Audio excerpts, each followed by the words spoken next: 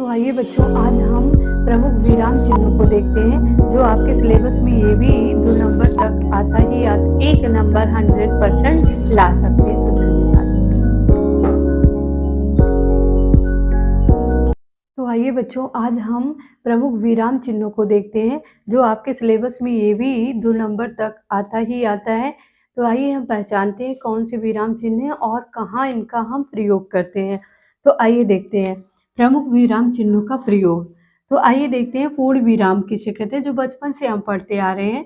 तो पूर्ण विराम का चिन्ह बच्चों ऐसे होता है, पूर्ण विराम। जैसे ये देखिए आप सामने बस एक सीधी पाई, इसे हम पूर्ण विराम कहते हैं। इसका प्रयोग देख लेते हैं कि राम विद्यालय जाता है, तो कहाँ लगा? वाक्य के बाद में, यानी पूर्ण विराम वहाँ पे लगता है जब हम किसी वाक्य को बोल रहे होते हैं, वह वाक्य पूर्ण हो जाता है तो लास्ट में जो हम चिन्ह लगाते हैं उसको पूर्ण विराम कहते हैं। आइए दूसरा देखते हैं अल्प विराम। अल्प विराम किसे कहते हैं? तो ये अल्प विराम का चिन्ह आपके सामने रखा हुआ है, ऐसे जहाँ लगा हो उसे अल्प विराम कहते हैं। अल्प विराम का अर्थ होता है कि जब किसी वाक्य को हम बोल रहे हैं और थोड़ी थोड़ी देर के लिए हमें विश्राम करना है या बीच में विश्राम लेना है, ठहरना है, तो उस ठहराव पे जो चिन्ह हम लगाते हैं उसे हम अल्प विराम कहते हैं। देखिए जैसे हमने कहा कि राम, अब दूसरा शब्द बोलने से पहले हम थोड़ी देर के लिए 1 सेकंड लिए ठहर जाते हैं। जैसे कहा राम, तो बिना ठहरे आगे नहीं बढ़ सकते हैं। अब बोलिए, देखिए कहा राम श्याम और कमला खेलते हैं। अब देखिए राम के बाद श्याम है तुरंत, तो हम डायरेक्ट इन राम श्याम ऐसे करते चले जाएंगे तो क्या होगा, हमारे उच्चारण में गलतियां पाई जाएंगी। राम श्याम और कमला खेलते हैं ऐसे नहीं, बल्कि हम यहाँ क्या 2 सेकंड के लिए रुकेंगे, अपने आप रुक जाते हैं कि कहा राम श्याम और कमला खेलते हैं। अब ये इसे हम क्या कहते हैं? अल्प विराम। आइए देखते हैं अर्ध विराम किसे कहते हैं। तो अर्ध विराम का चिन्ह आपके सामने है, थोड़ा डार्क कर देती हूँ मैं। ये अल्प, ऊपर बिंदी हो और नीचे क्या है, अल्प विराम की तरह हो, तो वो क्या होता है, उसको अर्ध विराम बोलते हैं। इसे क्या बोलते हैं बच्चों? अर्ध विराम। ऊपर बिंदी लगी हुई है, ये आपको दिखाई दे रहा है, और नीचे अल्प विराम का चिन्ह है। जहाँ ऐसे चिन्ह पाए जाए उसे हम क्या बोलते हैं? अर्ध विराम।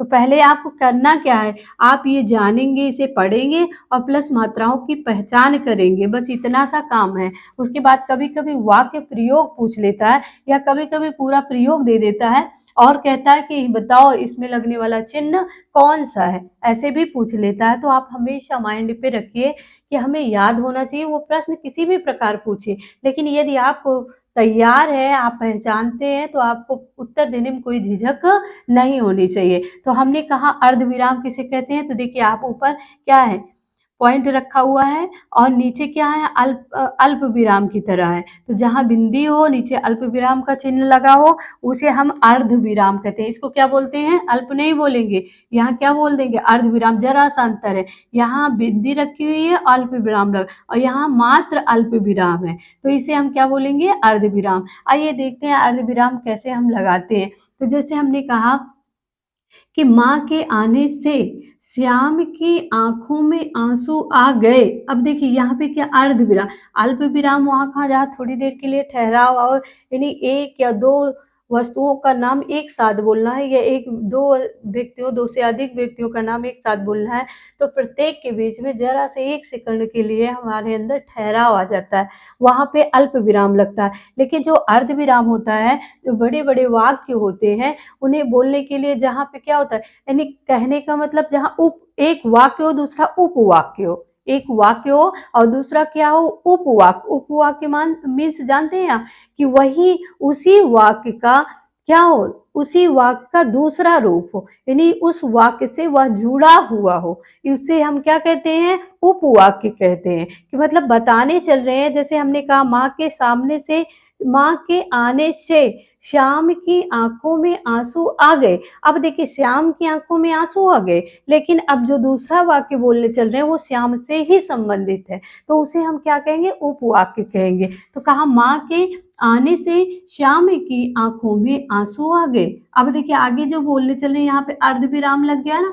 अब भला माँ के आने से कौन खुश नहीं होगा, यानी माँ क्या है? जब किसी की भी माँ आती है तो भला खुश कौन ना हो, तो क्यों ना श्याम की आंखों में आंसू आ जाए। आइए हम पहचानते हैं प्रश्नवाचक चिन्ह, जो कि बहुत ही आसान है, इसे बचपन से पढ़ते आ रहे हैं। तो प्रश्नवाचक चिन्ह तो आप जानते ही हैं। इसका प्रयोग देख लेते हैं। तुम घर कब आओगे, यानी जहाँ पर क्या हो, आओगे, जाओगे, खाओगे, कब, कैसे, तो जहाँ ऐसे शब्द आते हैं उसे हम प्रश्न कहते हैं कि क्यों मतलब पूछ रहे हैं, जहाँ कुछ पूछा जाए उसे प्रश्नवाचक कहते हैं। प्रश्न, तो वहाँ पे चिन्ह कैसे लगता है, इस प्रकार के देखिए, ये क्या है, ये प्रश्नवाचक चिन्ह है, हमें पहचान करना है, बस इतनी सी बातें हैं। आइए देखते हैं विस्मयादि बोधक चिन्ह। विस्मयादि बोधक चिन्ह क्या है, देखिए, जहाँ जैसे पूर्ण विराम हो, जैसे अर्ध विराम में हमने बताया था कि पॉइंट हो, मतलब एक ऐसे बिंदी टाइप की हो और नीचे अल्प विराम लगा हो तो उसको अर्ध विराम। अब यहाँ विस्मयादि तो उल्टा कर दो, जहाँ पूर्ण विराम की तरह पाई खींचा हो और क्या हो, नीचे एक बिंदी लगी हो, उसे हम क्या कहेंगे, विस्मयादि बोधक। और इसका प्रयोग करते हैं आश्चर्य के लिए। जैसे कभी क्या होता है, अचानक कोई आ गया तो हम क्या होते हैं, बहुत खुश हो जाते हैं, कोई दुख की बातें सुन लेते हैं तो खेद प्रकट करते हैं या किसी का संबोधन करते हैं, वहाँ पे क्या होता है, विस्मयादि बोधक चिन्ह का प्रयोग किया जाता है। तो विस्मयादि बोधक चिन्ह आपने पहचाना। और देखिए इसके प्रयोग के देख लेते हैं कि हे राम, ये क्या हो गया। आप क्या कर रहे हैं, मतलब राम से आप कह रहे हैं, राम कौन, राम ये नहीं, नाम वाम किसी की नहीं, हम लोग उस दर्द होता है तो क्या ईश्वर को याद करते हैं ना, तो उनका एक नाम है राम, तो हम उनको याद कर रहे हैं। मतलब हमें बहुत कष्ट पड़ा या सदमा लगा या कोई ऐसी दुखद घटना घटी है जिसे क्या भुला नहीं पा रहे हैं, आश्चर्य की बात लग रही है, तो वहाँ कह रहे हैं ना राम को याद करते हुए कि हे राम, ये क्या हो गया। तो वहाँ क्या, विस्मयादि, यानी अचानक कुछ हुआ है, चाहे खुशियाँ मिली हो चाहे दुख हो, तो यहाँ दुख प्रकट हो कर रहे हैं ना, हे राम, ये क्या हो गया।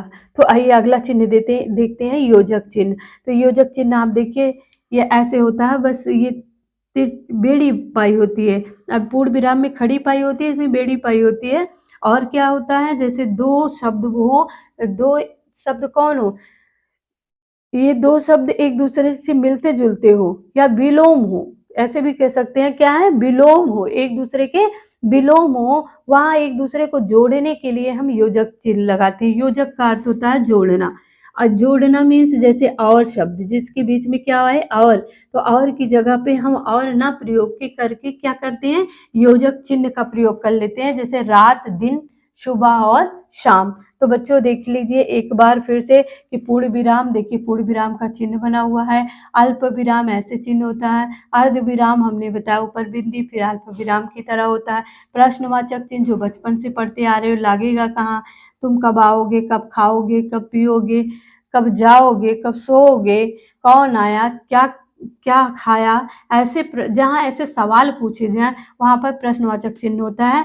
और विस्मयादि बोधक हमने बताया जहाँ आश्चर्य की बात की जाए, जहाँ बहुत ज़्यादा दुखमय बात की जाए, जहाँ खेद प्रकट किया जाए, जहाँ किसी को संबोधित किया जाए, ऐसी जगहों पे हम क्या करते हैं, विस्मयादि बोधक चिन्ह का प्रयोग करते हैं। फिर योजक चिन्ह, योजक चिन्ह आपने देखा बेड़ी बाई पाई होनी चाहिए, यहाँ खड़ी पाई थी, यहाँ क्या हो, यहाँ बेड़ी पाई, और बेड़ी पाई का मतलब लेटी हुई पाई। तो हम इसको कहाँ, जहाँ विलोम शब्दों का या मिलते जुलते शब्दों का प्रयोग हो, जैसे रात है तो रात का विलोम क्या, दिन, सुबह का शाम, लेकिन क्या कर रहे हैं, ये एक दूसरे को जोड़ रहे हैं, एक ना होता तो शायद दूसरे का अस्तित्व ना होता। तो ऐसे और की जगह और हटा के हम योजक चिन्ह का, योजक मीन्स होता है जोड़, योजक चिन्ह का प्रयोग करते हैं। तो बच्चों ये आपके सामने रहा क्या, प्रमुख विराम चिन्ह, चिन्ह और चिन्हों का प्रयोग, विराम चिन्हों का प्रयोग हम कैसे करते हैं, इसको भी आपको समझाया। बेटा ये बहुत ही इम्पॉर्टेंट टॉपिक है, देखने में भले ही ये 5 मिनट का है, लेकिन इन 5 मिनट में आप 1 नंबर 100% ला सकते हैं। तो धन्यवाद।